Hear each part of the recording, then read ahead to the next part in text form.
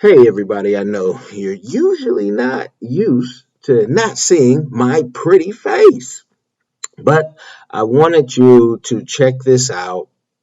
And this is an email that I got today, and I'm not blaming the PR company because I don't know if it was their decision. If you know anything about PR, you know there are certain firms, definitely not us at cprfirm.com, but there's certain firms that will pitch anything and, they are just following whatever their bosses say to do, whoever's paying them. You can get a pitch like this for $500 or $5,000. But let's go through this and let's just read what was sent to me. So we see, okay, Chief People Officer and Head of Inclusion and Diversity for the PGA. Now, the PGA, you guys, especially the golf fans, you guys know the PGA. They're right down the street. They send me this thing. We're not going to read it verbatim, but, we'll go through it.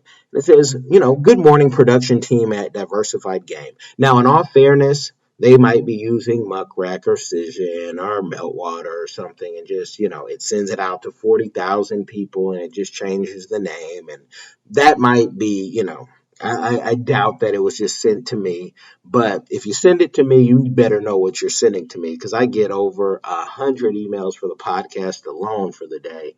And who wants to sort that out? My team and I don't like sorting all that stuff out if it's not relevant. So be relevant.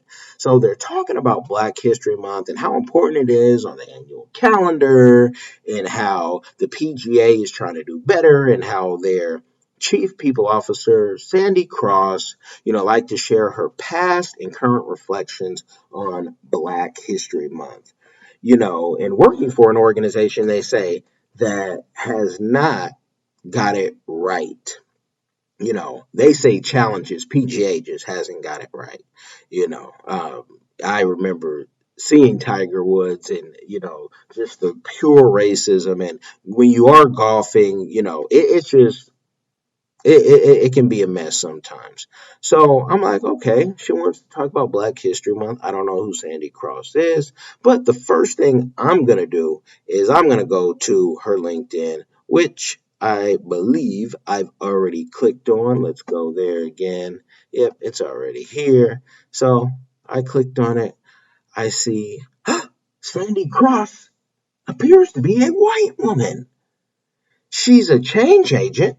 And, doing 6 years in Seattle, I know a lot of white women, especially, who are in diversity and inclusion. So sometimes it's just a job, right? And she's been there, I believe the email said, for a while, or at least done business with it. For all we know, she could be a consultant. Because I've known Black folks who, do for Zillow, who are total Sambos, don't get the culture, but because they have a quarter Black in them, a Zillow or somebody will hire them and say, hey, this is our Black person, and they'll spend $100,000 on a ski resort, and they'll never do, like, the hard interviews with Black press, never doing real Black press. But I'm like, okay, Sandy's white, we'll get over that.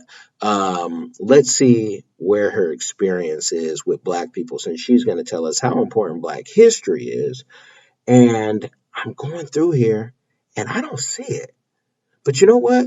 Sometimes a job is a job, but the PGA should do better. If you're going to send out a press release and have someone talk about Black history, at least, and I don't see it through here. I went through this. I don't see, a real presence of Sandy Cross, fighting for Black people. And if you still want to, hey, I want to talk about Black history and how important it is, okay, you're an ally. I think I saw down here somewhere it said, Black girls golf. Somewhere down here it said that. Let's look at this together. Black girls golf. And I'm like, okay, cool. She's done stuff with, Women Task. And for all I know, she doesn't even know that this press release went out. The PGA could have said, this is our person. So it's not to beat up on Sandy, but it's to say maybe they didn't pick the right person to talk about Black History Month, since they are saying it is so important. Right? This is all on the PGA getting it wrong again. And if you know anything about the PGA, put PGA, racist, racial, segregated, put it in Google search and see how they've messed up throughout the years. And this is for them to do better, because I go and then I go see, okay, where has she done interviews? Okay, she did one with a black guy at the Harvard Business Review, and I listened to it. And to me, these were very, I don't want to say scripted. Her reply seemed scripted. He had real, scenarios, but he wasn't. There were softballs. It was just, hey, we need to do this, but it's the how do we do it? If the PGA can't even hire a black person to talk about black issues even for Black History Month, I doubt that in their executive boardroom it's much different. And plenty of black folks play golf, male and female. So I'm just like, you guys got it wrong. And then she did another interview, and I think I already clicked on it, and he looked like a Hispanic guy, and, but we're talking Black History Month, so, hey, she talked to the Latin guys, and that's all good. But you're talking Black History, PGA. Don't disrespect us. It's insulting that for Black History, you then put a white face out there that we don't see video of, hey, and she's fighting and telling folks, and PGA and her bosses, this still looks like a good old boys club to me. 25 years of experience. I'm about at 20 now in this PR thing. I started early. Yeah, folks. This is not my first rodeo, and I can't again put it all on the PR company. But I told them, sure. What's her availability? Next week, mornings, afternoons. What's her availability? And then I get the email. Oh, thanks for your response and interest. After discussing it further, we realized that Sandy would like to focus on a more corporate audience and speaking to other HR professionals. First of all, you guys don't know who my audience is. What makes you assume that? Now, again, I don't know if the PR firm came up with that or if the PGA said, nah, we'll pass on that one, because they get to pick and choose what platform, whether it's the right platform for them. Is it big enough? Is it, their audience? But those are things where you'd ask more questions, right? You're prejudging that I don't have a corporate audience because we're not the Harvard Review. You have no idea. What we are, though, are the audience that you say that you are, I would say fighting for. You guys didn't use those words, but that you want to highlight. And I'm sure a lot of black press would love to talk with you. How much black press are you talking to? Because I know them. And from the folks that I've talked to thus far, I haven't seen anyone. Some aren't interested, and some would love to get the PGA on the hot seat to talk about that, but the PGA doesn't necessarily want to do that. And again, I can't blame the PR firm, and I can't blame Sandy Cross, because the PGA is a big organization, and it's a very white male populated organization. Now, you guys know I don't usually get into, who's at the top, because I say make your own. If you get treated bad, hey, make your own business. But since you guys put me in your business when you sent this email, I'm gonna tell you, PGA, you got it wrong. This is a business podcast where we show where entrepreneurs, how they started, sustained, and succeeded in business. And the fact that they don't want to do the interview, that's fine, but you should have never sent it. Do more research. Don't waste my time. So I'm going to put you on blast, because we got to call this stuff out. I talked to one of my Asian friends about this, that's all he does at his business. And he was like, he had some choice words.